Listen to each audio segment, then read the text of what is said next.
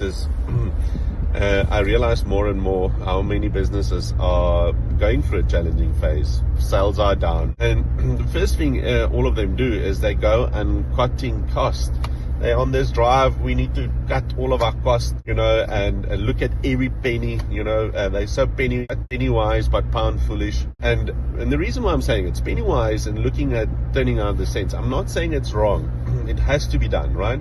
However, the one area they stop then investing, the pound foolishness, is sales. Their sales drive.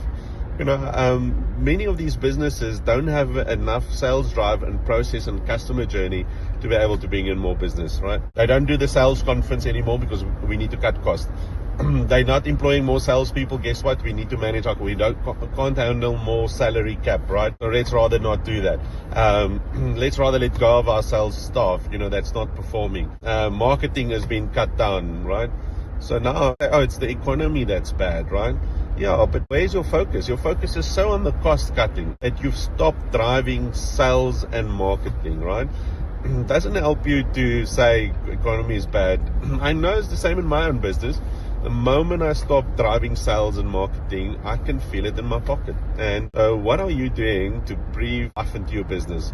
Constantly cutting costs and not taking chances, or are you investing in your sales and marketing?